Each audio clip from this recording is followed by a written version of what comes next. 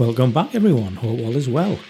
Today I'm going to give you a brief overview of the latest season of the Division 2 Chinese server, or as they call it in China, the national server. Season 7 Spring Surge launched earlier this week. It runs from the 2nd of April until the 29th of July, so quite a lengthy 4 months, way too long in my opinion. So come on Vert, or should I say the foreigner as I'm called in China, spill the beans and tell us what's new. Well, you've got new legendary missions, new manhunts, an all new talent chip system, a new legendary pistol and a lot more. So let's get into it. First up, the boring bit, the new manhunt. Well, this season in China it's General Anderson, which us guys on the international server tackled a long time ago. So he makes his appearance on the national server. The real question with this manhunt is how's it going to end, because in China they don't have countdown, and also last season they killed Captain Lewis, which is a total deviation from the international version. So I'll be interested to see how this plays out. But other than that, the season runs just like our old season used to, with the rotation of the manhunt, league and then global event. Next up, the season pass. The vanity item on this season pass this year is the Nano Assassin. It looks pretty good if I'm honest with you. I think it'd fit well into the international game. However, there are some decent items that are due this season, and there's also some absolute crazy nutty items due this season. Now, one of the better ones that's coming our way is the Thunderhammer outfit. Now, I'm not too sure whether they're going to call it Thunderhammer, but it's Boomer. It's Boomer from Dark Hours, and it looks pretty cool. It was shown on the latest PTS server, and yeah, it looks pretty fantastic. I think they call him the big guy in China, whereas we call him Boomer. Whereas some of the other stuff that's coming is absolutely nutty, like nutty as fuck. So if you thought the dinosaur suit was absolutely mental, just wait till you see some of this stuff I'm going to show you. But that's all for another video. Okay, so let's move on. This season, the Chinese have finally added a new Block Dark Zone.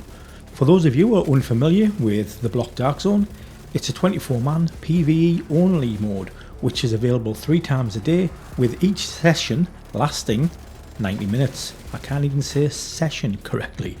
The last 2 seasons have been in DZ East, but now the Block Dark Zone has rotated to DZ South, which is a very welcome change. However, I was a little bit disappointed that the developers did not change the look and the feel of DZ South, whereas when they introduced this to DZ East, they changed the seasonal feel to like late autumn, pre-winter, and it was much darker and a much grittier atmosphere.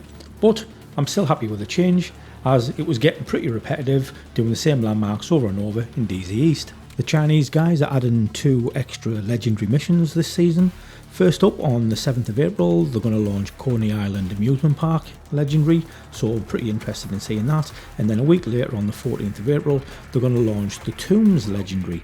Definitely interested in seeing that, so I might do a video around the time showing both of those off, so watch this space.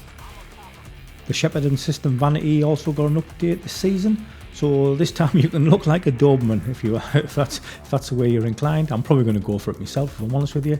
You just need to get to level 20. At level 10 you earn the t-shirt, at level 20 you earn the mask. Now just like before, it's time gated, you only get so many endorsements per day, so it'll probably take roughly about 40-45 days, just like it did last time. Now next up, the seasonal watch. Now they've changed this again, and they always do it every season, and they generally do it very talent focused on giving you a lot of power. This season they've gone to very much like how we have it, or very similar to how we have it. So this time round, set up very similar to ours. As I said, it's MMR damage, pistol damage, damage to armor, damage to health. Then you've got total health, total armor, explosive resistance and has pro just like ours. You've also got shield regen speed, which we don't have, oxy damage, we've got skill duration, status effect, then we have accuracy, stability, reload and ammo capacity, just like ours. Now the big reason they've done this is because they've brought in a brand new talent chip system, which I'm going to try and give you a brief overview of. However, I'm going to do more of a deep dive video on this because it can be or come across as very, very complicated, and I'm still trying to wrap my head around it. The biggest change this season is the launch of the new talent chip system. Now, to access the system, it can be found in your inventory just by clicking on the SHD brick icon, pretty much the same way we access like the modifier screen on the international game. Now, there are 16 different motherboards that can be collected. Each board can be or is specific to either a weapon, a gear set, or chest and backpack talents. Now, each board can carry 4 talent chips.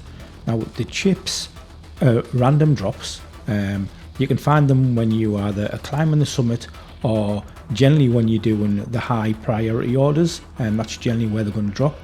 Now, the chip system replaces lots of the benefits that the old watch system give you, and does have some nice benefits as well. So a bit like the Doomsday Duet chip, which allows you to equip 2 exotic or higher quality weapons at the same time, which is absolutely fantastic. Or like this chip here that I got, where if I put that one in, I get negative 5.1% crit chance, but it gives me an additional 171% crit damage. Now, I think that's a bit of a fair trade-off. So, as you can see, this will be a very, very strong system, and if you spec into it correctly and you get really the RNG with a good board dropping, and also the right chips dropping with and that what you're going to either enhance your weapon damage, your skill damage, however you really play the game, or enhance the talent. Like Coyotes as an example, you can have both buffs running at the same time. There's ones which give you extra damage to elites and things like that, and you can plug more and more chips in. This can be very, very powerful. However, the good thing about it, which is quite surprising given that it's China and they really like to monetize stuff, is that the chips random RNG drops. So it's really about farming, which is good, because sometimes in this game the farming is quite unnecessary. You're more farming for modules and farming for mats than you are actually for something like gear, and I suppose the chip system helps bring that grind back again. But as I said earlier, this system deserves a video all by itself, because there's quite a lot to talk about and quite a lot to go over. So watch this space on that one. When I get my head around it, I'll certainly put a video out. Also this season, just as normal, they've added a new legendary weapon to the game. This time it's called the Catalyst, and it's a pistol. Now, the main talent for this is called Energy Protocol, and I'll pop that on the screen there so you can read it. But one of the big things this also gives you is passive buffs. So if you have this equipped, it also helps buff your other weapons. So if you've got an AR, you get an extra 50% mag size. If you've got an LMG, you get 50% reload.